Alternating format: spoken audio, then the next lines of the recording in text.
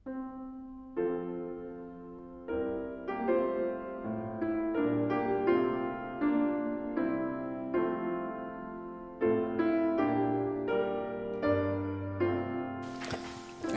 27일 남북 정상회담이 있었죠.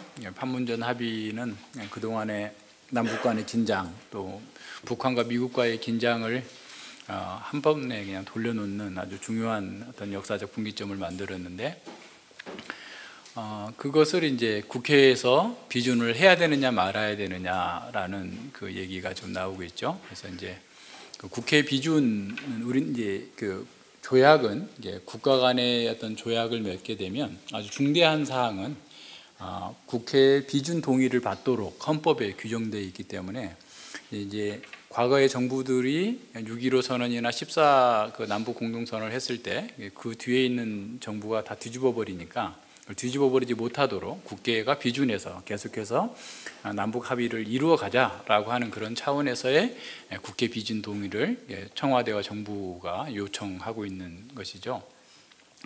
이 국가 간의 이 조약은 불평등 조약이라 할지라도 함부로 무효화시킬 수가 없어요. 이게 잘못됐더라도, 예를 들어서 이제 우리나라가 1905년에 조선과 일본이 을사조약을 맺게 됐는데, 조선의 외교권이 박탈당해 버리는 거죠. 완전 불평등 조약임에도 불구하고 그거를 이렇게 무효화시킬 수 없었어요. 중국도 마찬가지죠. 중국도 아편 전쟁 이후에 난징 조약으로 홍콩을 이렇게 영국이 차지하게 됐는데, 그 뒤로 그걸 이렇게 불평등 조약이다, 중국에 이제 공산당 정부가 들어와 가지고 그래서 무효하겠다 해도 할 수 없었어요. 그래서 이제 홍콩이 돌려받은 것은 1997년 아마 그때쯤 돌려받게 된 거죠. 그러니까 100년 동안이나 이 불평등하고 잘못된 조약, 사실은 뭐 아편 전쟁 같은 경우는 영국이 너무 악하게 한 거죠. 그러니까 자기네가 무역 적자가 너무 심해지니까 아편을 갖다 판 거예요, 중국에다가. 그러니까 중국 사람들 죽이면서 자기들이 돈 벌겠다고 하는 악한 전쟁에서 또 승리해가지고 그렇게 또 땅을 차지해 갔는데도 불구하고 그걸 돌려받을 수 없었던 거죠. 그러니까 그만큼 조약은 굉장히 효력이 강력하게 작용한다라는 거죠. 하나님과 우리와의 맺은 언약도 마찬가지입니다. 하나님과 우리와의 맺은 언약은 사실 하나님 편에서 불평등한 거예요. 왜냐하면 우리는 하나님과 감히 이렇게 짝해서 조약을 맺을 수 있는 당사자가 아니에요. 그럼에도 불구하고 하나님께 자기를 낮추셔가지고, 그리고 그 단독적으로 일방적으로 언약의 약속, 축복을 주시고, 우리는 할 수 있는 한 가운데에서 언약적 의무를 수행하도록 했는데, 고대 종주권 언약이 바로 그와 같은 것이거든요. 국가의 조약과 같은 거예요. 그래서 이제 그것을 함부로 폐할 수가 없는 거죠. 그래서 이제 지난번에 우리 시편 2편 할 때도 봤지만, 그 애굽에서 이 종주권 언약을 깨트린, 그러니까 종주권 언약 바로하고 종주권 언약을 맺은 그 각각의 지방에 어떻게 보면 그 소국들의 항아리들을 신전에다가, 바로의 신전에다가 놔뒀다가 어느 쪽에서 반란이 일어났다 그러면 그 지역에 이름을 써진 항아리부터 쾅 깨뜨려요. 그러고 가서 그냥 다 깨뜨려 버리는 이런 상황들이 있는데, 그만큼 무서운 것이죠. 하나님과 우리와 맺은 언약도 그런 종주권 언약 안에서 볼 수 있고, 그 내용과 효력 면에서도 온전하게 이루어집니다. 근데 이제 이런 언약을 잘못 이해하게 되면 어떤 사람들은 하나님과 우리와의 맺은 언약 속에서 하나님의 축복에다가만 자꾸 강조점을 둬요. 무슨 말인지 아시겠죠? 하나님께서 일방적이고 무조건적인 언약을 주셨기 때문에, 또 성취해 가시기 때문에 우리는 어떻게 해도 된다. 그러니까 이제 그걸 이제 어떻게 얘기하냐면,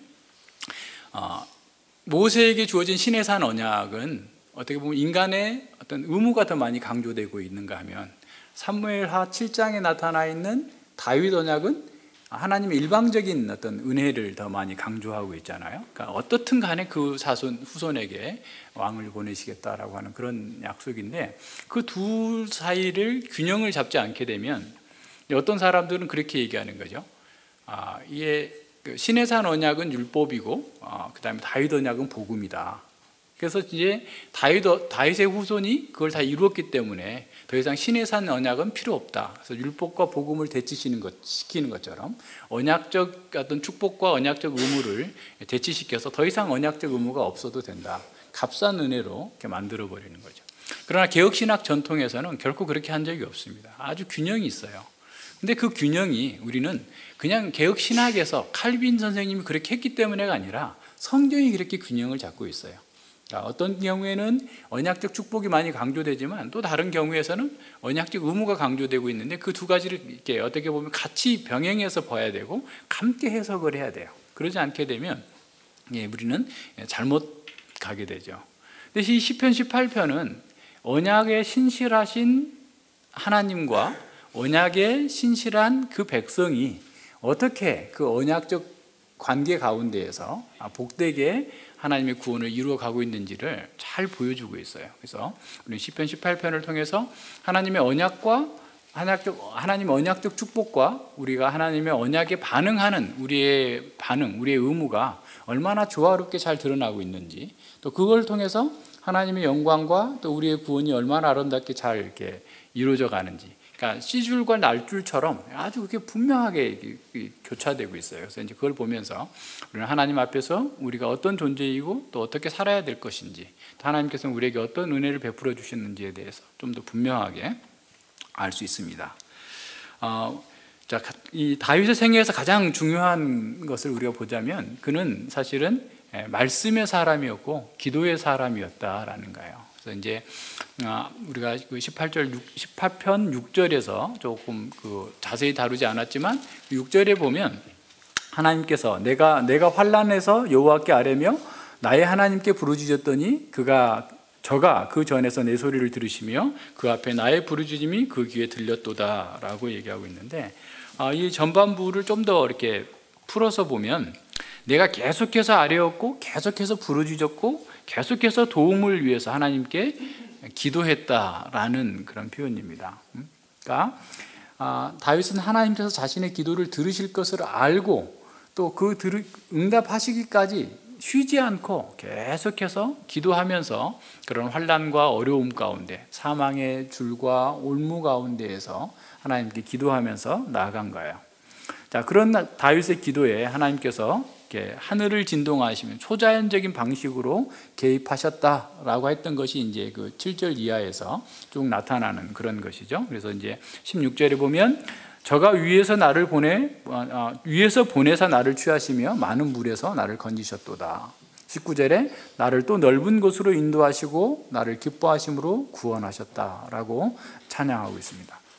그러니까 다윗은 하나님께서 자신을 구원하신 이유가 자신을 기뻐하셨기 때문이다라는 거예요. 그가 말씀의 사람, 기도의 사람으로 하나님과 함께 늘 있었기 때문에, 동행했기 때문에 그를 기뻐하셨다라고 했는데, 그러면 다윗이 어떻게 했길래 하나님께 기뻐하셨는가? 그 내용이 20절로 24절에 나타나는 거예요. 그래서 하나님께서 기뻐하시는 자신의 삶이 이런 거였다라고 보여주고 있죠. 여호와께서 내 의를 따라 상 주시며 내 손의 깨끗함을 조차 갚으셨으니 이는 내가 여호와의 도를 지키고 악하게 내 하나님을 떠나지 아니하였으며 그 모든 규례가 내 앞에 있고 내게서 그 율례를 버리지 아니하였음이로다. 내가 또한 그 앞에 완전하여 나의 죄악에서 스스로 지켰나니 그러므로 여호와께서 내 의를 따라 갚으시되 그 목전에서 내 손에 깨끗한 대로 갚으셨도다 그랬어요.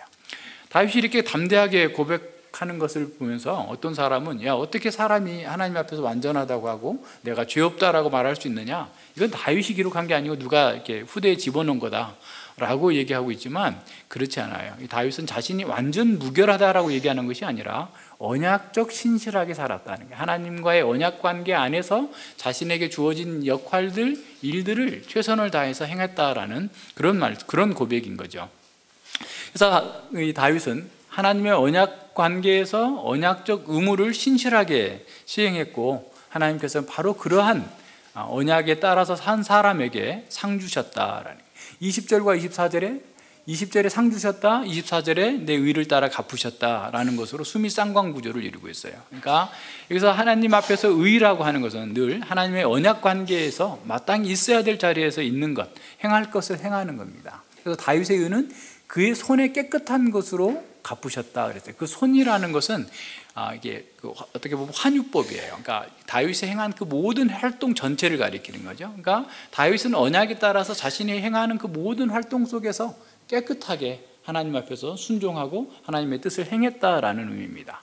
좀 그 내용이 어떤 거냐? 21절과 23절에 나타나요. 그는 여호와의 도를 지키고 고의로 하나님을 떠나지 않았고 여호와의 모든 규례를 지키고 스스로 죄악에 빠지지 않도록 자신을 지키는 것이죠. 그래서 여호와의 도를 지킴으로써 죄악에 빠지지 않도록 자기를 붙잡았던 거고, 그러니까 이건 사실 언약적 충성을 얘기하고 있는 겁니다. 그래서 시편 7편 8절에서 여호와여 나의 의와 내게 있는 성실함을 따라 나를 판단하소서라고 했을 때 내게 있는 성실함, 또 여기서 내가 그 앞에 완전하며 여호와 앞에 완전하다라는 말이 같은 단어예요. 같은 단어인데 진실하다라는 말입니다. 그러니까 여호와 앞에서 완전했다, 여호와 앞에서 진실하게 언약을 준행했다라고 하는 것을 고백하고 있는 것이죠.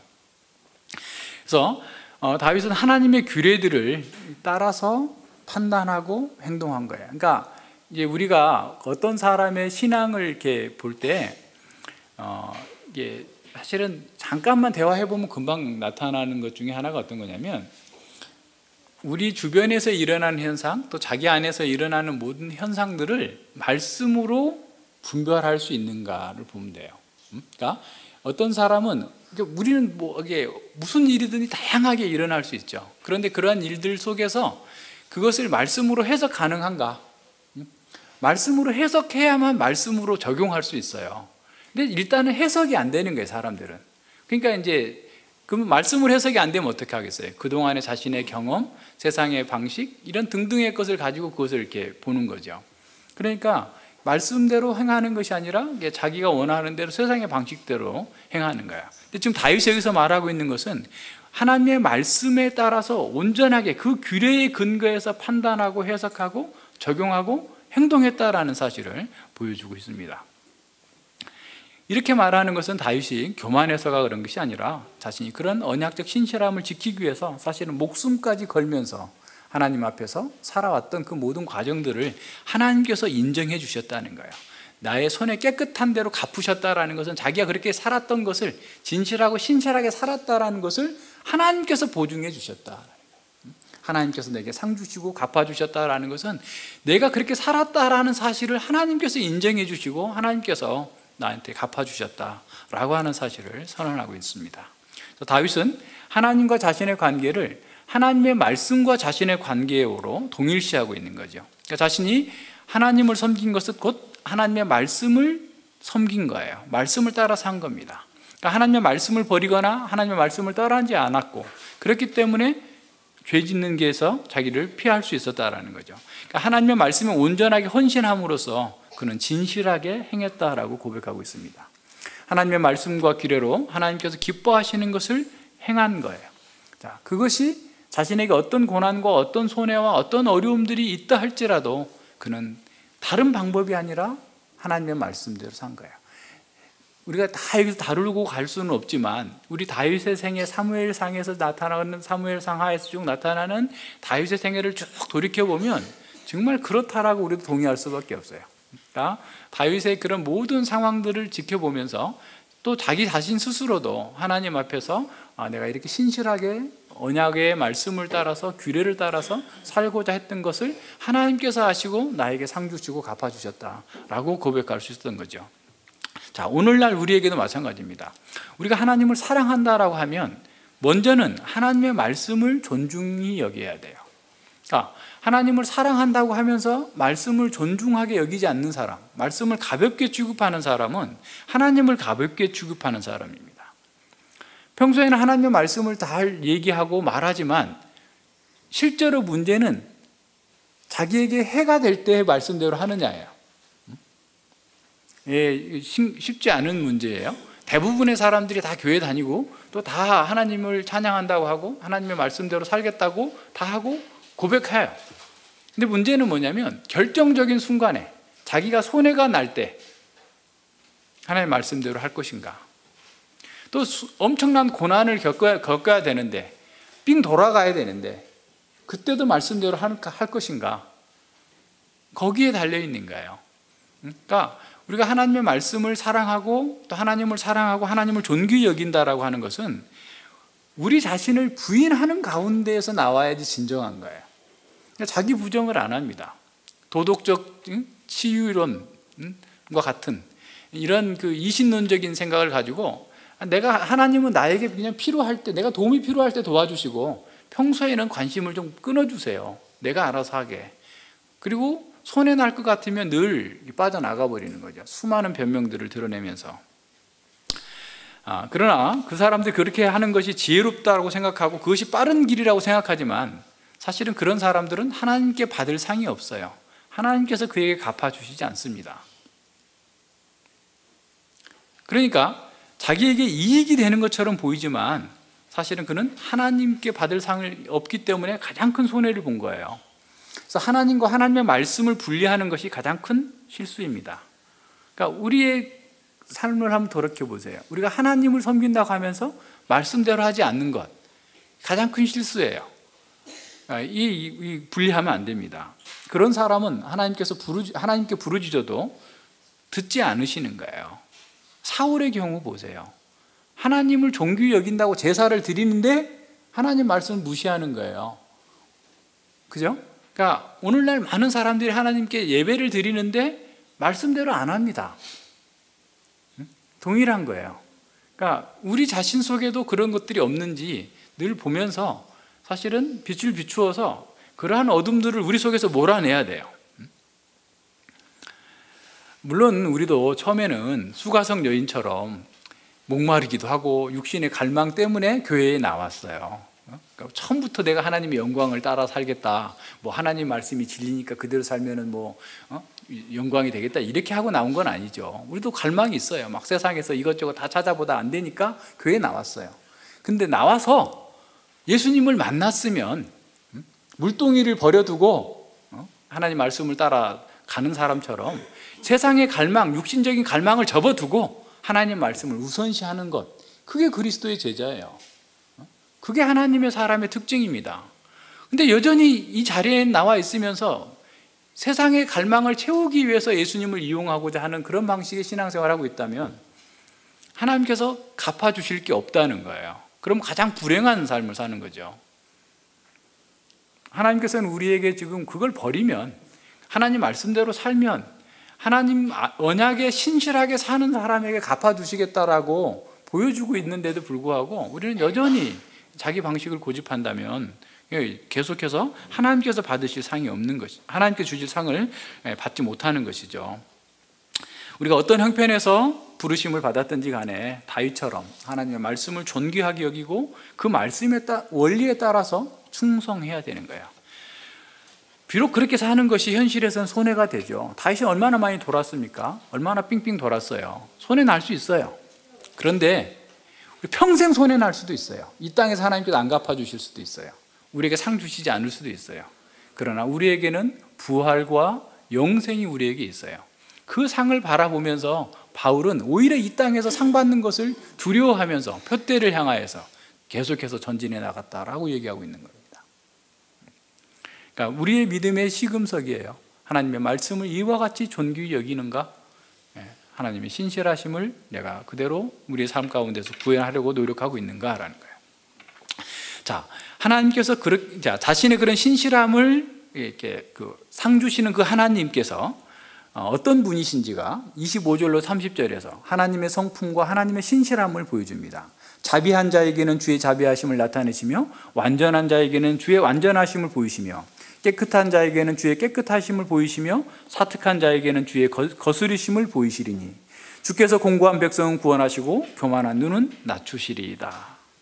언약의 왕으로서 신실한 자들에게 상 주시고 영원한 축복으로 이끌어 가시지만 언약을 배반한 자, 사특한 자, 교만한 눈을 가진 사람들은 낮추시고 그들의 행위에 합당하게 보응하실 거다라는 겁니다. 신실한 자들을 묘사하는 그 내용들을 보세요. 자비한 자, 신실한 자라는 뜻이거든요. 완전한 자, 아까 완전한, 진실한, 성실한이라는 뜻이죠. 깨끗한 자, 정결한 자입니다. 하나님의 사람들은 하나님을 닮기를 갈망하기 때문에 진실하고 깨끗한 삶을 살고자 합니다. 물론 그들이 학식이 부족하고 재산이나 권력이 없고 세상에 보기에 아무 보잘것없는 사람이라 할지라도 그 사람 속에 그리스도 형상이 이루어져 가기 때문에 그는 정말 깨끗하고 성실하고 아름다운 삶을 사는 거죠. 하나님께서는 바로 그런 사람들을 신실하게 지키시고 보호하십니다. 하나님께서 주시는 그 상은 우리가 하나님께 드리는 그런 신실함이나 깨끗함이나 자비함하고 비교할 수 없을 만큼 완전한 것으로 갚아주시는 것이죠. 그래서 우리가 그 안에서 만족을 누리게 됩니다. 하나님의 사람들이 말씀에 따라서 살고자 했기 때문에 공고한 처지에 떨어지게 됩니다. 교만한 자들이 사회의 기득권들을 다 장악하고 있는 상황에서 말씀대로 신실하게 살아가는 사람들은 때로는 손해를 감수해야 되고 어려움들을 겪을 수밖에 없는 그런 사람들입니다. 그럼에도 불구하고 그들은 사람의 방식으로 그 문제를 풀려고 하지 아니하고 오직 하나님만을 의뢰하는 가난한 자로서 하나님께 부르주셨을 때 하나님께서 온전한 것으로 갚아주시는 거예요. 하나님께 갚아주시는 첫 번째 또는 가장 중요한 축복은 어떤 거냐면 그들의 기도를 들어주신다는 거예요. 지금 다윗의 28절 앞에서 이미 보여줬던 것처럼 하나님께서 듣고 응답해 주시는 거예요. 지금 당장 그 응답이 우리 가운데 드러나지 않는다 할지라도 우리의 기도는 하나님 보좌에서 우리의 모든 탄식과 간구가 쌓여 있고 하나님께서 바로 그것을 통해서 역사하신다라는 사실을 보게 됩니다. 공고한 백성의 기도는 하나도 떨어지지 아니하고 다 하나님 보좌로 올라가게 됩니다. 그러나 사특한 자는 아무리 화려하게 예배하고 큰 예배당을 짓고 대단한 종교 행위를 한다 할지라도 그 기도를 하나님께서 듣지 아니하십니다. 사울의 최후를 보세요. 아무리 부르짖어도 듣지 않으시니까 나중에는 무당을 찾아가는 그런 상황에 빠지는 것처럼 하나님의 사람들을 고난 가운데 있지만 그 고난 속에서 지하에서 음부와 같은 곳에서도 기도할 때 하나님께 들으시지만 아무리 멋지고 위대하고 대단한 곳에서 기도한다 할지라도 하나님께서 듣지 아니하시는 겁니다. 그들의 행위대로 갚아주시는 거죠. 이미 주어졌던 일반 은혜마저도 다 빼앗아가 버려요. 사울의 경우도 생각해 보면 자신이 그렇게 왕권을 중요하게 생각했고 자기의 왕권을 요나단에게 넘겨주려고 세습하려고 그렇게 발버둥 쳤지만 한날에 세 아들과 함께 죽었어요. 그러니까 사특한 자에게 교만한 자에게 하나님께서 그대로 갚아주신다라는 사실을 우리는 엄미하게 받아들여야 됩니다. 가난한 자들을 구원하시지만 자기의 욕망과 교만한 자, 하나님의 말씀을 가볍게 여기는 사람들, 언약을 배반하는 사람들은 땅 아래까지 낮추시는 것이 하나님의 공의입니다. 다윗은 이것을 28절과 29절에서 요약적으로 다시 한번 선언해 주고 있어요. 찬양하는 거죠. 주께서 나의 등불을 켜시며 여호와 내 하나님이 내 흑암을 밝히시리다. 내가 주를 의뢰하고 적군에 달리며 내 하나님을 의지하고 담을 뛰어넘나이다. 하나님의 도는 완전하고 여호와의 말씀은 정밀하니 저는 자기에게 피하는 모든 자의 방패시로다. 28절과 29절에서 네 가지의 은유가 나타나는데 내용상으로는 두 가지죠. 첫 번째는 어떤 거겠어요? 등불과 흑암을 밝히는 거죠. 그러니까 등불인데 흑암을 밝히는 것. 세 번째는 군대의 전투 상황이죠. 세 번째, 네 번째가 적군을 달리고 그 다음에 하나님을 의지하고 담을 뛰어넘는다는 사실을, 그러니까 더 확장해서 더 풍부하게 우리에게 보여주고 있습니다. 주께서 다윗의 등불을 켜셨다라고 하는 그 표현은 사무엘하 22장 29절에서는 주는 나의 등불이시니라고 나옵니다. 성경에서 이 등불은 생명을 가리키기도 하고 또 번영을 가리키기도 하고 하나님의 인도하심을 가리키는 거죠. 시편 119편에서도 주의 말씀은 내 길의 빛이요 내 발의 등이니다 라고 말씀하시고 있는 것처럼 하나님의 생명, 번영, 또 인도하심 이를 보여줘. 등불을 켠다라는 건 어떻겠어요? 하나님께서 그 생명을 주시고 지키시고 인도해 가신다라는 거예요. 그러니까 흑암 가운데서도 넘어지지 않게 등불을 켜고 생명을 지켜주시고 보호해 주신다라는 그런 의미입니다. 등불을 끄는 건 어떻겠어요? 그 생명을 거둬가는 거예요. 그래서 이제 사무엘하 21장에 보면 다윗의 용사들이 전쟁하러 가면서 다윗이 나가겠다고 그러니까 당신은 여기 기다려야 됩니다. 이스라엘의 등불이 꺼지면 안 됩니다. 이 얘기하는 거예요. 그러니까 다윗을 이스라엘의 등불이라고 보면서 그 등불이 꺼지지 않도록 기다리십시오. 우리가 가서 적들을 물리치고 오겠습니다. 이렇게 얘기하고 있는 거죠. 그러니까 등불을 켜셨다라고 하는 의미는 어떤 거냐면 하나님께서 생명을 주시고 더 생명의 길로 인도하셨다라는 그런 표현이죠. 29절에서는 치열한 전투 상황에서 하나님을 의지하고 담대하게 적군의 진영을 휘젓고 다니면서 싸우게 하시는 그런 하나님을 찬양합니다. 다윗은 중과부족이라고 할 수 있는 군사적 약세에도 불구하고 하나님을 의지하여서 수많은 전쟁에서 승리하였습니다. 그는 전쟁은 하나님께 속했기 때문에 사람의 숫자가 승패를 좌우하는 것이 아니다라는 것을 알기 때문에 하나님을 의지하고 당당하게 적군을 돌파해서 들어간 거죠. 때로는 피해야 될 때는 담을 뛰어넘어서 피할 수도 있었고, 또 성을 정복해야 될 때는 담을 뛰어 올라서 가장 큰 용사로 성을 기어 올라가지고 정복하는 이런 상황들이에요. 근데 그 모든 것들이 주님을 의지하여서 그렇게 됐다라는 겁니다. 그러니까 주님을 의지하는 다윗을 막을 수 있는 어떤 장애물도 없었다라는 겁니다. 수많은 흑암에 둘러싸인 그런 상황 속에서도, 전투적 상황에서도, 암울한 상황에서도 하나님을 의지하면서 용맹을 발휘하였다라는 겁니다. 여기서 다윗이 하나님을 의지했다라는 말이 무엇일까? 어떻게 하는 것이 하나님을 의지한 것일까? 라고 하는 그 해석이 30절에 나와요. 여호와의 도는 완전하고 여호와의 말씀은 정미하니 저는 자기에게 피하는 모든 자의 방패시로다. 하나님을 의지한다라는 것, 여호와의 도 가운데 있는 것, 그러니까 여호와의 말씀이 100% 순결해서 그 말씀에 피하는 자는 도움을 주신다라는 거예요. 그러니까 다윗에게 어둠 속에 갇혀서 정말 사경을 헤매고 있는 그런 상황에서 생명의 등불을 켜주셨던 그 하나님, 치열한 전투 가운데에서 하나님께서 적군을 뛰어넘으며 담을 뛰어넘을 수 있도록 한 것은 바로 하나님의 도 여호와의 말씀이었다라는 거예요. 그러니까 하나님의 도가 여호와의 말씀이 그 어떤 방책보다도 완전했다라는 것이죠. 하나님의 길이 가장 완전한 구원의 길을 주셨다라는 사실을 알고 어떤 전투적 상황에서도 어떤 어려움 상황 속에서도 계속해서 하나님의 말씀을 붙들고 말씀의 방식대로만 나아갔다라는, 그러니까 삶 전체가 전투라고 한다면 다윗은 전장에 있을 때나 실제 혼자 있을 때나 어디에 있을 때나 항상 하나님의 말씀, 하나님의 여호와의 도, 여호와의 길에서 떠나지 않고 승리할 수 있었다라는 것을 보여줍니다. 우리가 시편 12편 6절에서 봤던 것처럼 여호와의 말씀은 순결하며 흑도가니에 7번 단련한 은같도다. 흑도가니에서, 용광로에서 7번이나 단련해가지고 그 어떤 불순물도 없는 완전한 그런 은인 것처럼 하나님의 말씀은 완벽하게 순결하다라는 거예요. 전혀 불순물이 없다. 그러니까 하나님 말씀대로 하면 잘못될 일이 100% 하나도 없다, 이런 표현인 것이죠. 그래서 그는 적군을 달리면서 담을 뛰어넘는 그런 위급한 상황 속에서도 하나님 말씀대로만 했더니 승리하게 해주셨다라고 하는 것을 보여주고 있는 겁니다.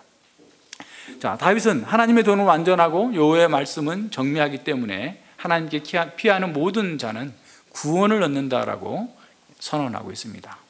많은 사람들이 삶의 문제를 극복하기 위해서, 고난을 극복하기 위해서 이런저런 방법을 찾느라 이리 뛰고 저리 뛰고 하죠. 하지만 하나님의 도와 하나님의 말씀을 따르지 않기 때문에 사람들은 그 자리에서 벗어나지 못하고 있는 것을 보게 됩니다. 열심히 달렸는데 여전히 그 자리예요. 다람쥐 쳇바퀴 돌듯이 그 자리만 있는 거예요. 말씀대로 하지 않으면 그래요. 그런데 지금 다윗은 하나님의 말씀은 정미하고 하나님의 도는 완전하기 때문에 그 말씀대로 하면 치열한 전투가 벌어지는 적군 속에서도 승리하고 위급한 상황에서도 담을 뛰어넘고 안전하게 나올 수 있었다라고 얘기하고 있는 겁니다. 많은 사람들은 재물이 들면, 사업이 잘 되면, 사람들과 관계가 좋아지면 자신의 문제가 해결될 것이다 라고 생각합니다. 그러나 그들이 사용하는 그러한 방책들은 불순물처럼 허술할 뿐입니다. 마치 썩은 동아줄을 붙잡고 있는 것과 같아요. 겉으로 볼 때는 해결되는 것처럼 보여요. 그러나 뒤끝이 있어요. 뒤에 가면 더 큰 문제를 야기하게 됩니다. 하나님의 말씀은 순결하고 완전하기 때문에 뒤끝이 없어요.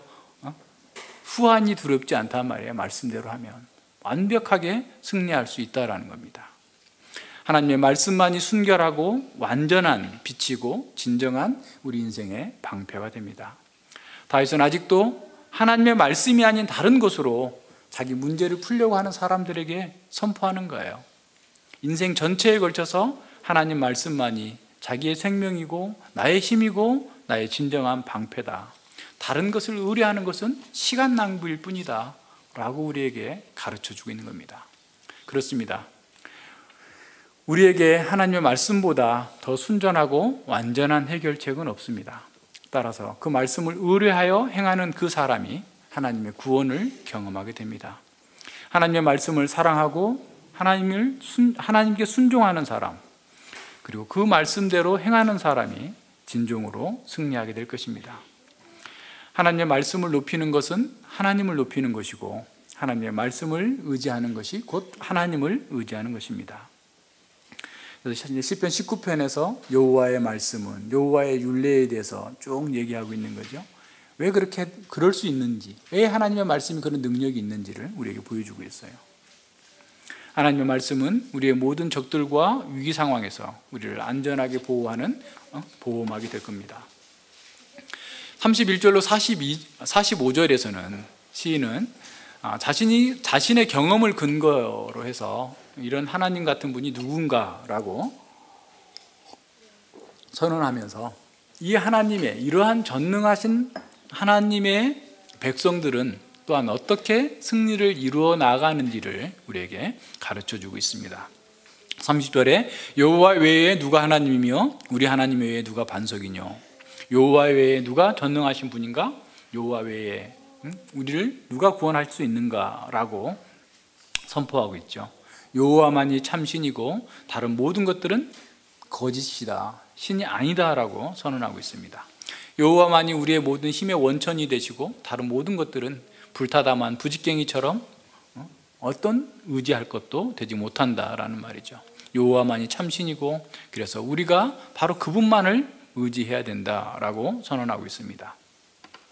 시인은 32절과 36절에서 왜 하나님만이 참신이며 인생들을 구원할 수 있는지를 다양한 그림 언어로 아주 아름답게 묘사하고 있어요. 이는 하나님이 힘으로 내게 띠띠우시며 내 길을 완전케 하시며 나의 발로 암사슴 발같게 하시며 나를 나의 높은 곳에 세우시며 내 손을 가르쳐 싸우게 하시니 내 팔이 노타를 당기도다. 주께서 또 내 주의 구원하는 방패를 내게 주시며 주의 오른손이 나를 붙들고 주의 온유함이 나를 크게 하셨나이다. 내 걸음을 넓게 하셨고 나로 실족지 않게 하셨나이다. 그랬어요. 자, 전능하신 하나님께서, 절대 주권자이신 하나님께서 다윗을 어떤 방법으로 승리하게 하셨는지를 보여주고 있는 거죠. 전능하신 하나님은 그의 백성들을 거룩한 군사로 만드시는 거예요. 자, 하나님은 전능하시기 때문에 그냥 다윗을 그렇게 하지 않고 골리앗을 그냥 번개 화살로 때려 죽일 수도 있고, 한 번에 그냥 왕권을 주실 수도 있고, 뭐든지 다 하실 수 있는 그런 분이세요. 근데 하나님께서 그렇게 하시지 않습니다. 거룩한 용사이신 하나님께서는 그 백성들을 거룩한 용사로 만들어 가시는 거예요. 자, 오늘 우리가 깨달아야 될 아주 중요한 메시지예요. 그러니까 왜 하나님 전능하시다면서 나의 이런 문제들을 그대로 방치하고 계시나요? 하나님께서 우리의 문제를 어떻게 해결해 나가시는가? 하나님께서 우리가 가지고 있는 지금 씨름들을 어떻게 해결해 주시는가를 우리에게 보여주는 아주 분명한 그림입니다. 우리는 초자연적으로 그 모든 것들 다 해결해 주세요, 그게 하나님이잖아요 라고 얘기하는데, 그것은 하나님을 모르는 얘기예요. 하나님을 모르는 사람들이 하는 얘기예요. 하나님께서 다윗을 이기게 하시는데 어떻게 하세요? 하나님의 힘으로 내게 띠띠우시고 라고 그랬어요. 다시 말하면 그 백성에게 힘을 주시고 지혜를 주셔서 온전한 승리로 이끌어 가시는 겁니다. 띠를 띄우신다, 힘을 공급해 주시고 힘으로 허리띠를 잡아 매는 거예요. 하나님께서 다윗을 강하게 만드시는 거예요. 전쟁에서 승리할 수 있도록 하나님의 지혜와 하나님의 능력으로 갑옷을 삼게 하고 무장하게 하시는 겁니다. 이 하나님의 방법이에요. 이사야 45장 5절에 보면 여호와께서 무지한 이스라엘 백성들에게 이렇게 말합니다. 나는 여호와라, 나 외에 다른 이가 없나니 나밖에 신이 없느니라. 너는 나를 알지 못할지라도 나는 내 띠를 동일 것이요 라고 그랬어요. 너희가 나를 잘 알지 못한다 할지라도 내가 너희의 띠를, 너희에게 힘을 주어서 너희들을 구원하실 거다. 그러니까 아예 그냥 다른 사람을 싹 쓸어버리고 야 내가 너 구원했어 이렇게 하시지 않고 상황 그대로 다 있어요. 대적들, 어려운 상황들, 지금 바벨론의 포로가 되어가지고 지렁이처럼 살고 있는 그 상황 속에서 너희들이 나를 모르겠지만 나는 너를 불러서 너를 세워서 너에게 띠를 띄워서 너에게 힘을 주어서 너를 구원하실 것이다. 약속하셨던 그 하나님이 지금 다윗에게 내가 내 띠를 띄워서 너를 힘있게 하고 강하게 하고 온전케 해서 너를 구원할 거다라고 말씀하시는 겁니다. 하나님께서는 소년 다윗이 골리앗을 초자연적 방법으로 장풍으로 확 날려버리게 하신 것도 아니고 하나님께 대신 번개로 죽이신 것도 아니고 하나님의 말씀을 가지고 가서 그 말씀의 근거에서 다윗을 대적하고 다윗을 이길 수 있도록 만들어 주시는 거예요. 골리앗을 이길 수 있도록 다윗을 만들어 주는 거예요. 다윗이 사울의 갑옷과 사울의 창을 들고 간 것이 아니라 하나님의 말씀을 가지고 만군의, 살아계신 만군의 여호와의 이름으로 나는 너에게 가노라. 다윗에게 힘으로 띠띠워 주시는 거예요. 그래서 이스라엘의 모든 군대들이, 왕들이 벌벌 떨고 있는 그런 상황 속에서 다윗은 담대하게 물맷돌 가지고 나아갈 수 있었던 겁니다. 34절과 33절과 34절은 어떻게 그 힘을 주셨는지를 아주 아름답게 묘사하고 있어요. 정말 탁월한 시인입니다. 나의 발로 암사슴 발갛게 하시며 나를 나의 높은 곳에 세우시며 내 손을 가르쳐 싸우게 하시니 내 팔이 노타를 당기도다.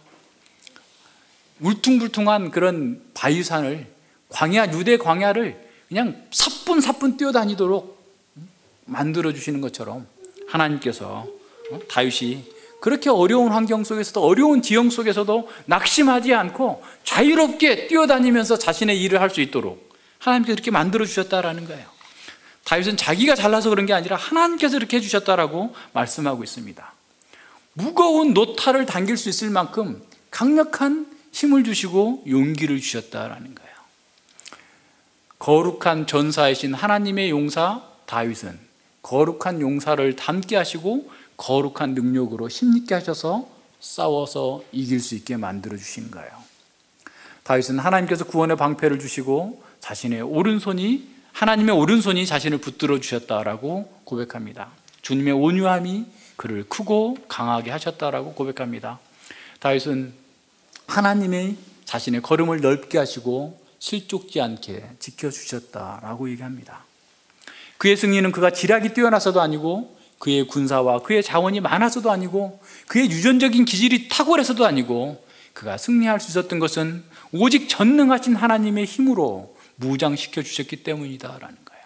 그래서 암사슴 발처럼 골짜기와 산악지대를 자유롭게 뛰어다니고 적군을 달리고 담을 뛰어넘는 그런 용기와 능력이 있었다라는 겁니다.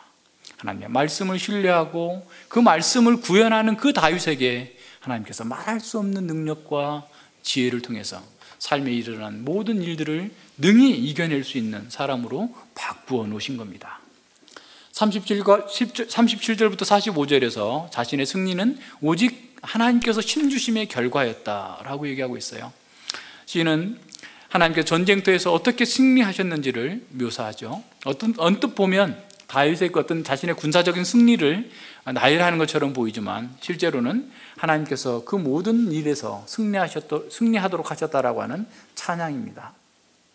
다윗은 원수들을 완전히 멸망시키기까지 공격을 멈추지 않았습니다. 그 결과 원수들은 그 앞에서 엎드려지거나 등을 돌리고 도망칠 수밖에 없었던 거죠. 하나님께서 다윗에게 능력으로 띠띠우셔서, 또다시 나오죠. 능력으로 다시 띠띠우셔서 원수들을 굴복하게 하셨어요. 힘센 원수들이 등을 보이고 도망할 때 다윗은 그 원수들을 바로 앞에 티끌처럼 부셔뜨리고 거리에 진흙같이 쏟아버리는 끝까지 추적해서 멸망시켰음을 선언하고 있습니다. 그래서 악한 자들의 부르짖음에 주께서 듣지 않으셨기 때문에 그들을 구원할 자가 없었고, 다윗은 하나님의 원수들을, 자신의 원수들을 티끌과 진흙같이 부셔뜨려서 쓸모없는 쓰레기처럼 만들어 버렸다라고 선언하고 있습니다. 43절과 45절에서 이방 민족들까지 정복한 내용들을 말씀해 주고 있죠. 그는 먼저 하나님께서 그 백성의 다툼에서 자신을 건져주셨다라고 얘기합니다. 다툼은 이 법적인 고소뿐만 아니라 말의 전쟁을 의미하는 거죠. 트럼프와 김정은이 막 말폭탄을 주고받은 것처럼 말로써 그를 고소하는 것이죠. 시편 11편 1절에서 새같이 산으로 도망하라. 시편 12편 4절에서는 저희가 말하기를 우리 혀로 이길지라 라고 하고, 시편 3편 2절에서 저는 하나님께 도움을 얻지 못한다, 하나님께서 저를 버리셨다, 버림받은 놈이다 라고 얘기하고 있는 것처럼, 하나님께서는 이스라엘 백성들의 다툼에서 그를 구원해 주셨을 뿐만 아니라 열방과 여러 민족들 속에서도 구원하셔서 여러 민족의 으뜸을 삼으셨다라고 선언하고 있습니다. 그래서 그가 알지 못하던 백성들이 그의 신하가 되게 하셨고, 하나님께서 이방 민족들이 다윗의 소문만 듣고도 떨며 나와서 굴복하게 하셨다라고 찬양하고 있습니다. 하나님께서 기름 부어 세우신 왕을 공격하고 죽이려고 하는 것은 결코 성공할 수 없습니다. 모두 허사를 경영하는 것이죠. 하나님 나라를 공격하는 것만큼 어리석은 짓은 없죠. 하나님의 백성을 괴롭히는 것만큼 하나님의 진노를 사는 일은 또한 없습니다. 하나님께서 맡기신 일을 하는 직분자를 회방하는 것처럼 어리석은 자는 없는 거죠. 자, 그렇다면 우리 반대로 생각해 보세요. 하나님의 백성만큼 강한 사람은 없는 거예요. 하나님의 능력으로 무장되어 있기 때문에, 하나님께서 그를 띠띠우고 계시기 때문에, 능력으로 띠띠우셨기 때문에 그렇습니다. 하나님의 백성보다 담대한 사람은 없습니다. 그 어느 것에도 두려워하거나 비굴하게 굴복하지 않는 사람입니다. 하나님께서 그의 손과 발을 붙들고 함께 싸우시기 때문에 그렇습니다. 하나님의 백성보다 더 아름다운 지위를 가진 사람은 없습니다. 하나님의 보좌에서 그를 찬양할 수 있는 사람이기 때문에 그렇습니다. 열방이 그들을 보면서 떨며 엎드려지게 될 것입니다. 자, 우리가 뭘 갈망합니까? 어떤 높은 사람이 되기를 원합니까? 이러한 사람보다 더 뛰어난 사람이 어디 있겠어요? 이러한 사람보다 더 강하고 아름다운 사람이 어디 있겠어요? 사랑하는 여러분, 우리가 이렇게 아름답고 복된 특권을 가지고 있다는 사실을 알고 있습니까? 이보다 더 영광스러운 직분이 또 이 세상에 어디에 있겠습니까? 여러분, 무엇을 바라보고 있습니까? 무엇이 부족한 것처럼 우울해하면서 낙심하고 있습니까? 우리가 두려워해야 될 것은 세상이 아닙니다. 우리의 원수들도 아닙니다. 심지어 사단도 아닙니다. 우리가 정말로 두려워해야 될 것은 우리의 인생의 전쟁에서 하나님의 힘으로 띠띠우지 아니하고 다른 것으로 띠띠우고 살려고 하는지, 돈으로 힘을 삼고자 하는지, 권력으로 힘을 삼고자 하는지, 다른 사람들과의 관계에서 힘을 삼아서 우리의 전쟁을 수행하려고 하는 것은 아닌지, 그것을 우리는 두려워해야 됩니다. 우리가 진정으로 두려워해야 될 것은 하나님의 말씀이 아니라, 하나님의 능력이 아니라 다른 방식으로 우리 인생을 해결하려고 하는, 문제를 해결하려고 하는, 우리의 인생의 전쟁을 싸우려고 하는 것, 그것을 두려워해야 됩니다. 하나님의 백성은 그거 외에 다른 건 두려워할 필요가 없습니다. 하나님께서는 거룩한 전사이고 전능하신 왕이기 때문에 그들의 백성들이 그냥 아무것도 하지 않고 하나님 나라의 구원의 복을 참여하도록 하시는 것이 아니라 그의 백성들 또한 거룩한 전사가 되게 해서 싸워서 승리해서 그러한 하나님의 복에 참여하게 하시는 거예요. 우리가 하나님의 힘을 입고 하나님의 능력으로 띠띠우고 싸우지 않는 것은 마치 다윗이 사울의 갑옷과 사울의 창을 들고 싸우러 나가는 것처럼 어색하고 맞지 않는 거예요. 하나님께서 우리에게 묻습니다. 지금 무엇으로 여러분의 전쟁을 하고 있습니까? 우리가 무엇으로 승리할 수 있습니까? 다윗은 얘기하는 거예요. 하나님께서 그 말씀과 그 능력으로 우리에게 힘주셔서 승리하게 하신다. 다윗의 전쟁은 단지 자신의 개인을 위한 그런 전쟁이 아니었어요. 하나님 나라를 위한 전쟁이었습니다. 여인의 후손으로 와서 사단과 싸우는 전쟁이에요. 자, 그럼 우리의 전쟁은 다른 거예요? 우리의 전쟁도 마찬가지예요. 우리가 우리 내면에 있는 죄와 싸워 이기는 그 전쟁이라 할지라도, 우리의 삶의 현장에서, 직장에서 이루어지고 있는 그 전쟁이라 할지라도 그것은 하나님 나라의 전쟁이에요. 우리의 가정에서 벌어지는 자녀 양육도 하나님 나라의 전쟁입니다. 여러분 그것을 인식하고 있습니까? 그렇다면 다른 것으로 그 전쟁의 자료를, 힘을 삼으려고 해서는 안 돼요. 우리의 전쟁은 여호와의 전쟁이에요.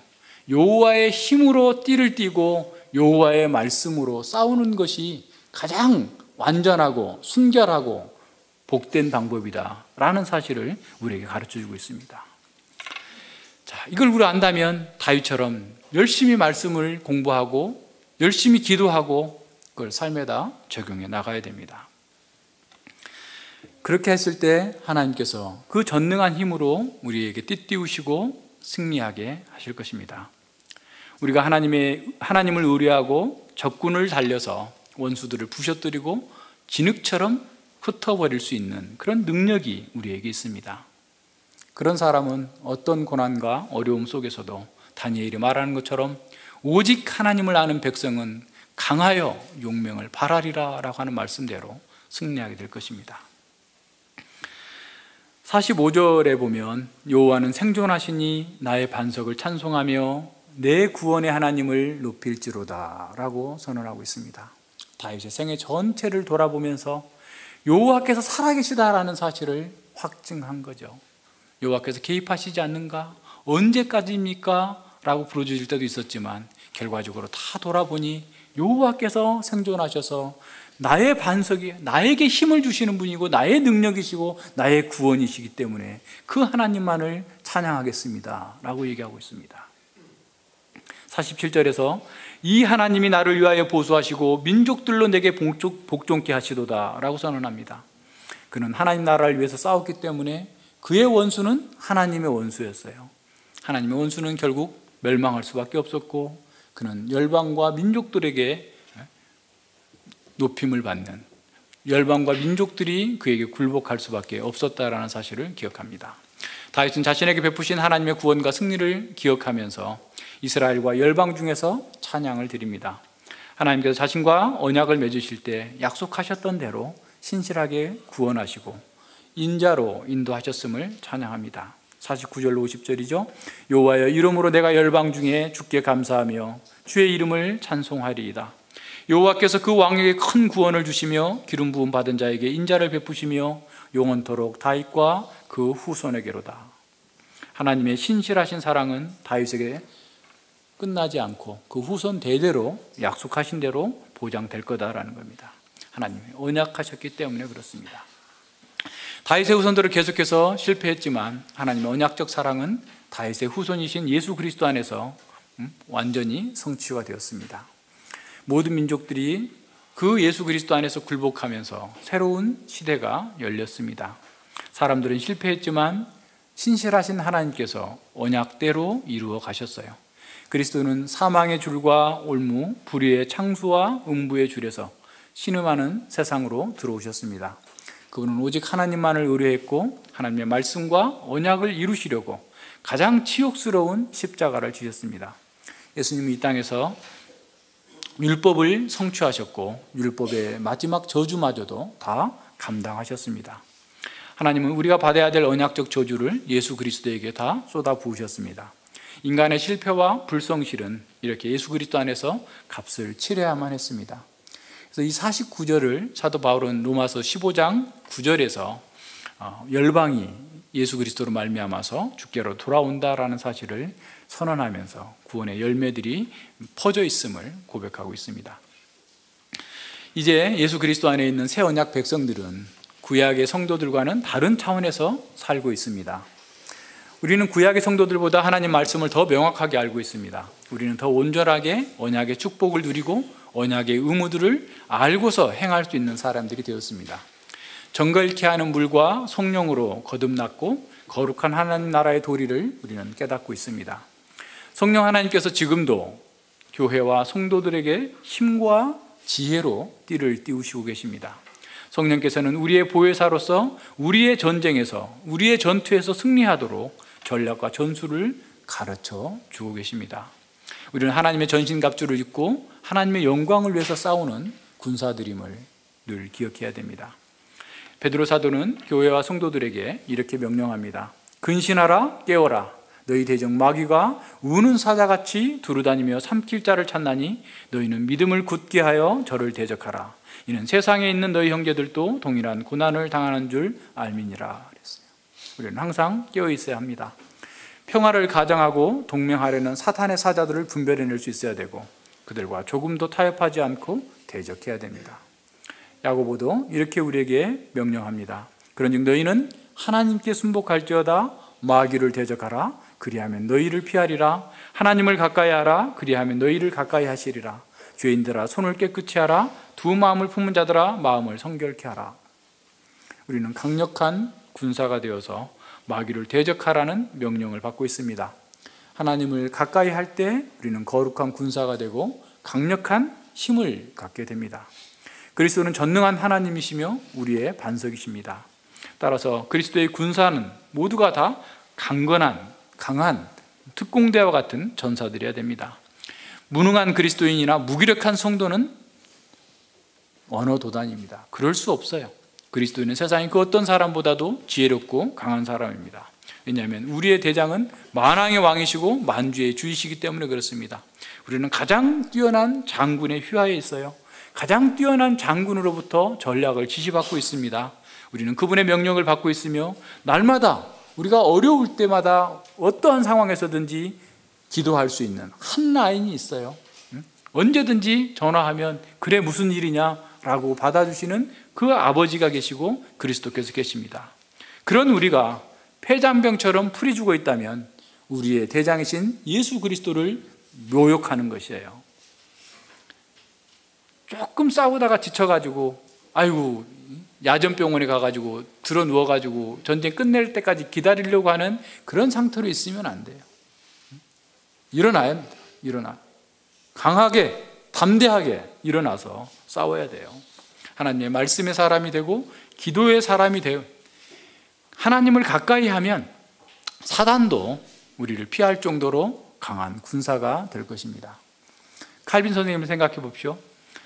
그는 얼마나 몸이 약했습니까? 그는 청소년기부터 서너 시간밖에 안 자고 공부를 했어요. 몸이 쇠약해질 대로 쇠약해졌습니다. 그는 얼마나 가난한 사람이었습니까? 교황청이 그를 매수하기 위해서 사람을 보냈는데 돈으로는 그를 매수할 수 없습니다 라고 얘기할 정도였어요. 칼빈은 자신의 그렇게 약함 가운데서도 누구보다도 열정적으로 싸워서 교회를 개혁하고 하나님의 영광을 회복해냈습니다. 그가 그렇게 약함 가운데서 강한 군대가 될 수 있었던 것은 그가 말씀의 사람이었기 때문에, 기도의 사람이었기 때문에, 성령의 사람이었기 때문에 그렇습니다. 그가 쓴 기독교 강요는 성경의 핵심을 요약한 정수이자 기독교 역사상 가장 큰 영향을 끼친 역작이죠. 대부분의 사람들은 그 칼빈의 기독교 강요를 보면서 하나님에 대한 신앙과 경건을 배우고 있습니다. 자, 오늘날 그리스도인들이 무기력한 이유가 무엇입니까? 여러 가지 이유가 있겠지만 주된 이유를 세 가지로만 생각해 봅시다. 첫 번째는 교회에서 복음이 명확하게 선포되지 않고 있기 때문에 그렇습니다. 교회는 열심히 다니고 있는데 교인들이 여전히 어둠 가운데 있어요. 진리의 등불이 켜져 있지 않는 교회당이 많습니다. 반딧불 같은 희미한 불빛만 가지고는 어디도 제대로 나가 싸울 수 없어요. 그렇게 진리를 아는 것으로서는 현실의 압력을 견뎌낼 수 없습니다. 명확하게 진리를 알고 그 진리 위에 굳게 서 있어야만 싸울 수 있습니다. 두 번째는 하나님의 말씀이 균형 있게 전파되지 못하기 때문에 그렇습니다. 성경 해석의 기본 원칙마저도 무시하는 그런 설교자들도 많고, 성경 전체를 통전적으로 이해하고 조직신학적인 체계가 없는 설교자들이 많습니다. 여기 가서 이렇게 말하고 저기 가서 저렇게 말하고 앞뒤가 안 맞는 얘기들을 하고 있죠. 그래서 한국 교회는 온갖 불건전한 신앙 운동들이 넘쳐나고 있어요. 많은 사람들이 하나님의 말씀을 오용해가지고 자신들이 하고 있는 그런 잘못된 행위들을 정당화하고 있는 것을 보게 됩니다. 어떤 사람들은 선택 받았으면 다 됐다. 다시 말하면 선택이 언약을 지배하는 곳에서는 구원의 확신은 넘쳐나지만 언약에 따른 신실한 삶은 드러나지 않습니다. 언약의 무조건적인 약속만, 축복만 강조하고 언약에 신실하게 반응해야 될 책임을 도외시하게 되면 값싼 은혜가 되어버립니다. 그러나 또 반면에 언약적인 축복은 얘기하지 않고 언약적 의무만을 지나치게 강조하는 그런 설교자들은 성도들에게 율법주의적인 멍해를 너무 심하게 지우게 되는 것이죠. 우리는 언약을 근거해서 바르게 성경을 해석하고 적용해야만 균형을 이룰 수 있습니다. 세 번째는 말씀이 온전하게 전파되지만 그 말씀에 순종하지 않을 때 우리는 무기력하게 됩니다. 말씀을 듣는 것을 좋아하지만 그 말씀을 자기 안으로 가져가지 아니하고 다른 사람이나 다른 교회나 또는 교단이나 국가나 사회에 적용하는 사람들은 시간이 지나도 변화되지 않고 무기력한 채로 남아 있습니다. 먼저 말씀의 빛으로 자기 마음을 비춰야 됩니다. 받은 말씀으로 자기 마음속에 감춰져 있는 어둠을 발견하고 그것을 몰아내는 것이 첫 번째 일로 삼아야 됩니다. 다른 사람들에 대한 평가는 하나님께 맡기고 우리 자신에게 먼저 적용하고 자기에게 주어진 일에 집중할 수 있어야 됩니다. 그것이 교회와 영적 건강을 유지하면서 성장하는 길입니다. 한 걸음 더 들어가 볼까요? 말씀을 자신에게 적용하지 않는 이유가 무엇일까요? 하나님보다 자기 영광을 추구하고 하나님 나라보다 자기 안위를 중요하게 여기기 때문에 그렇습니다. 그렇게 하는 사람들은, 자기 중심적인 사람들은 고난과 시련이 왔을 때 쉽게 무너져요. 믿음이 있는 것처럼 보이는데 어느 날 봤더니 저 사람이 정말 믿음이 있나? 라고 여겨질 정도로 영적 치매에 걸린 사람처럼 정신이 나가 있는 것들을 보게 돼요. 지난주에 얘기했던 것처럼 미국의 사회학자 스미스가 말한 도덕주의적 치유의 이신론인 한국교회에 만연하고 있습니다.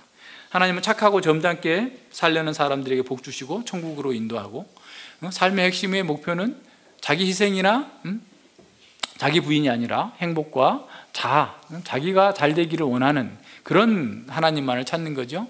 하나님이 존재하시고 세상을 창조하시긴 했지만 문제가 있을 때를 제외하고는 우리의 삶이 딱히 개입하지 말라라고 하는 그런 하나님관이 사람들 사이에 편만해져 있습니다.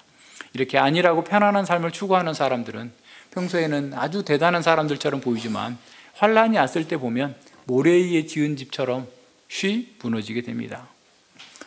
우리 인생의 모든 부분은 전투가 벌어지고 있는 전쟁터입니다. 우리가 원치 않는다 할지라도 하나님 나라에 참여하는 순간 우리는 이미 영적 전쟁에 들어와 있습니다. 우리가 이 전쟁에서 승리할 때만이 평강과 자유, 안식을 누릴 수 있습니다. 우리도 다윗처럼 하나님의 힘으로, 하나님의 능력으로 무장해야 됩니다. 말씀으로 모든 상황을 해석하고 적용하기 위해서 기도로 하나님께 나아가야 됩니다. 다윗이 여호와의 도와 율례를 지키며 기도할 때 강한 군사가 되었듯이 우리에게도 마찬가지입니다. 순전한 말씀이 우리의 힘과 방패라는 것을 믿고 그 말씀에 집중해야 됩니다. 바울이 에베소 4장에서 어린아이와 같은 신앙의 위험을 경고했던 것처럼 히브리서 기자도 그리스도인들이 성장하지 못할 때의 위험을 경고합니다. 히브리서 5장 12절로 14절입니다. 때가 오래므로 너희가 마땅히 선생이 될 터인데 너희가 다시 하나님의 말씀의 초보가 무엇인지 누구에게 가르침을 받아야 할 것인지 젖이나 먹고 단단한 식물을 먹지 못하는 자가 되었도다. 대저 젖을 먹는 자마다 어린아이니 의의 말씀을 경험하지 못한 자요 단단한 식물은 장성한 자의 것이니 저희는 지각을 사용함으로 연단을 받아 선악을 분별하는 자들이니라. 히브리서 기자는 어린아이의 특징을 세 가지로 얘기합니다. 첫째는 지식이 천박하다라는 거예요. 어린아이처럼 그냥 맨날 하나님은 사랑이시다, 하나님은 구원해 주신다, 하나님은 언제든지 너를 지키실 거다, 맨날 이런 어린아이의 신앙에 머물러 있는 거예요. 하나님에 대해서 더 깊은 하나님의 섭리와 하나님의 구원에 대해서 더 알려고도 하지 않고 거기서 만족하고 있는 거예요. 두 번째는 어린아이들은 교회 공동체에 어떤 유익도 주지 못한다는 거예요. 이미 마땅히 해야 되는데 여전히 어린아이처럼 기저귀를 갈아줘야 되는 그런 형편의 신앙생활을 하고 있는 이런 상태에 있다는 겁니다. 세 번째는 선악을 분별하지 못한다는 거예요. 무엇이 옳고 그른지 진리를 가지고서 온전하게 모든 것을 분별하고 판단할 수 있어야 되는데 그걸 못한다는 겁니다. 히브리서 저자는 1차 독자들이 믿은 지 오랜 시간이 지났음에도 불구하고 아직도 초보적인 믿음의 상태에 있음을 책망하면서 그들이 잘하지 못하면 더 큰 위험, 배교에 빠질 수 있다고 경고하고 있습니다. 어린아이 같이 젖먹는 신앙에 만족하는 사람들은 피터팬 증후군에 빠져 있다고 그래요. 어른이 되려고 하지 않는 거죠. 어른이 되면 내가 많이 섬겨야 되잖아. 더 많이 수고해야 되잖아. 그러니까 나는 그냥 어린아이 신앙으로 교회만 왔다 갔다 하고 이렇게 하지. 남이 다 해주는 거 차려준 밥이나 먹지. 내가 다른 사람을 차려주는 이런 일은 하고 싶지 않아. 그러니까 나는 그냥 어린아이처럼 있을 거야. 피터팬 증후군이죠. 그런 사람은 공동체에 전혀 유익이 안 되고 뿐만 아니라 배교할 수 있는 위험이 있어요. 타락할 수 있는 위험이 있다고 경고해 주고 있어요. 자, 그렇다면 우리가 강한 군사가 되는 길은 무엇입니까? 사실은 어렵지 않아요. 이미 다 나왔어요. 방법은 간단합니다. 문제는 영적인 게으름을 피우면서 실천하지 않기 때문에 어려운 거예요. 강한 군사가 되는 길은 하나님의 말씀을 말씀에 집중해야 돼요. 그리고 진리에 맞게 우리의 마음을 단련시키는 거예요. 지각을 사용함으로 연단을 받아서 선악을 분별하라 그랬는데, 진리의 마음, 우리의 마음을 단련시켜야 됩니다. 하나님의 말씀으로 자신의 내면과 주변을 해석할 수 있는, 살필 수 있는 그때부터 변화가 시작돼요. 그러지 않으면 변화 안 됩니다. 10년, 20년 교회를 다녀도 변화 안 돼요. 오히려 10년, 20년 다니면 변화가 아니라 핑계만 더 많아요. 셀프 사면만 더 많이 하는 거예요. 이런저런 핑계를 대면서 다 빠져나가 버립니다. 지금 말씀으로 자신과 주변을 해석할 수 있도록 말씀에 집중해야 됩니다. 우리의 삶의 현장 모든 곳이 전쟁터입니다. 성경 읽기와 기도하는 것, 집안 청소와 직장의 일터 모두가 치열한 전투가 벌어지는 그런 거룩한 전쟁의 장소예요. 그것이 거룩한 전쟁인 이유는 바로 그곳에서 우리가 하나님의 전쟁을 수행해야 되기 때문에 그래요. 바로 그곳에서 하나님의 영광을 나타내야 되기 때문에 그렇습니다. 우리의 마음이 진리로 채워져서 지정의가 올곧게 성장하고 강해져야만 합니다. 진리로 생각하고 진리로 분별하고 진리를 구현하기 위해서 싸워야 돼요. 존 메가더 목사님은 이렇게 말씀했어요. 하나님의 말씀에 대한 지식으로 하여금 우리의 생각을 지배하게 하는 것이 의로운 삶을 사는 비결입니다. 여러분의 사고를 지배하는 것이 여러분의 행동도 지배할 것입니다. 하나님의 말씀에 대한 지식은 모든 신령한 지혜와 총명에 다다르게 합니다. 우리도 말씀을 구현하여서 승리한 그 다윗처럼 이렇게 고백하면서 하나님께 영광 돌릴 수 있어야 되죠. 여호와의 도는 완전하고 여호와의 말씀은 정미하니 저는 자기에게 피하는 모든 자의 방패시로다. 다윗의 승리는 그리스도의 승리를 미리 보여줍니다. 그리스도의 승리는 그리스도 안에 있는 우리의 승리를 또한 보장합니다. 따라서 우리는 연합하고 성장하여서 하나님의 명령을 수행해야 됩니다. 말씀하신 대로 사랑하고 말씀하신 대로 싸우고 말씀하신 대로 기도해야 됩니다. 그래서 원수인 사단과 죄를 부셔뜨리고 여호와의 영광을 우리 가운데 충만케 드러내야 됩니다. 성령과 진리로 우리 모든 공동체가 하나가 되어서 하나님 나라를 견고하게 세워나가야 됩니다. 이는 우리가 죽도록 충성해야 될 절대적인 명령입니다. 하나님께서 하도록 하신 거예요. 해도 되고 하지 않아도 되고 그런 게 아니에요. 이거를 안 할 사람은 그냥 밖에서 사시면 돼요. 교회 밖에서 말씀과 상관없이 하나님의 진리로 띠띠우고 하나님의 능력으로 띠띠우지 않고 자기의 캐리어로 띠띠우고 자기의 돈으로 띠띠우고 자기의 능력으로 띠띠우고 나가서 살면 돼요. 굳이 교회 안에 와 있지 않아도 돼요. 하나님의 도움이 필요 없는 사람이기 때문에. 자, 오늘 포인트가 이겁니다. 거의 대부분의 경우에 하나님은 우리의 기도에 아무 손댈 것 없는 완성품으로 응답하시지 않는다는 거예요. 하나님은 전능하시지만 우리가 필요한 것을 뚝딱 하늘에서 떨어뜨려 주시지 않는다라는 거예요. 하나님께서는 먼저 우리를 진리의 사람으로 말씀의 사람으로 만들어 가시는 거예요. 그래서 우리의 마음이 말씀의 지배를 받고 우리의 마음이 말씀으로 그리스도의 성품으로 빚어져 가도록 만들어 주시는 거예요. 다윗도 마찬가지였어요. 다윗에게 당장 왕위를 내려주고 다윗의 모든 대적을 다 제거해 주시지 아니하고 하나님께서는 먼저 다윗에게 말씀을 사랑하게 하시고 그 말씀을 통해서 연단을 받고 그 말씀으로 힘을 삼고 방패를 삼게 하셨어요. 그런 후에 다윗이 능동적으로 다윗의 대적들을 능가할 수 있는 지혜와 용기와 힘을 가지고 수많은 전쟁에서 승리하게 하셨습니다. 그런 점에서 하나님은 어제나 오늘이나 동일하신 분입니다. 우리를 다루시는 하나님의 방법도 마찬가지입니다. 우리가 아무리 하나님의 약속을 받았고 우리가 아무리 간절히 원하는 것이라 할지라도 하나님은 완성품으로 뚝딱 우리에게 떨어뜨려 주시지 않으실 거예요. 하나님은 먼저 우리가 말씀의 사람이 되게 하시고 그 말씀으로 지혜를 삼고 용기가 있고 능력 있게 하시는 거예요. 우리가 그 말씀 가운데에서 겸손하고 온유하신 예수님의 성품을 담게 하시는 거예요. 그렇게 훈련하는 시간이 힘들죠. 하나님의 방법입니다.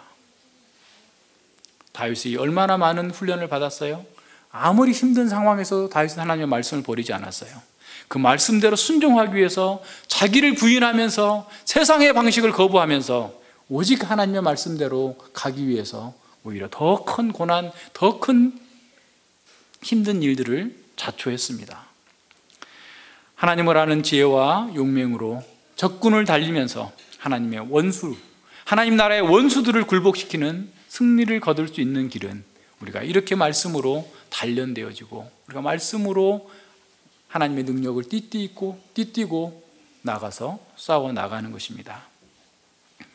자, 그렇게 해서 우리가 승리한다면 승리하고서 우리는 온 세상에게, 온 우주에게 선포할 수 있는 거예요.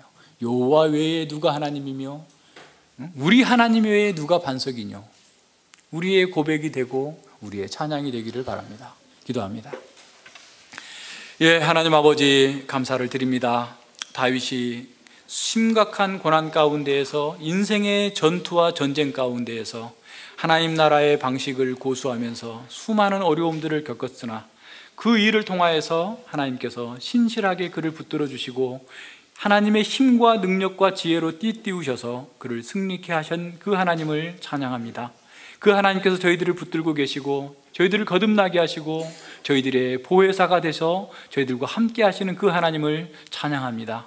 저희들이 우리의 삶 속에서도 수많은 고난과 전투와 전쟁이 치열하게 벌어지고 있지만 그 전쟁을 치룰 때에 우리가 주님의 능력과 주님의 지혜와 주님의 말씀을 힘입지 아니하고 우리의 생각과 우리의 지혜와 세상의 자원으로 싸워 나가려고 할 때 좌절하고 또 승리하지도 못하고 실패할 수밖에 없다는 사실을 미리 보게 해주시니 진실로 감사를 드립니다.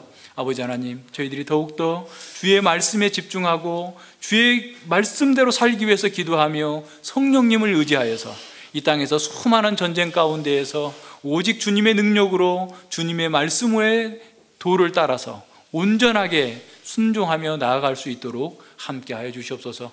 하나님의 말씀이 우리의 내면을 더 깊이 비춰주셔서 우리가 아직도 자기에게 속고 있는 것은 없는지, 우리가 더 왜 무기력해져 있는지를 살펴보게 하시고 떨쳐 일어나서 전능하신 하나님께서 용사이신 것처럼 저희들 또한 용사로서 주님의 뜻을 이어받아서 주님의 뜻을 이루어 나가는 거룩한 공동체, 거룩한 군사들이 되게 하여 주시옵소서. 감사드리며 예수님 이름으로 기도드립니다. 아멘.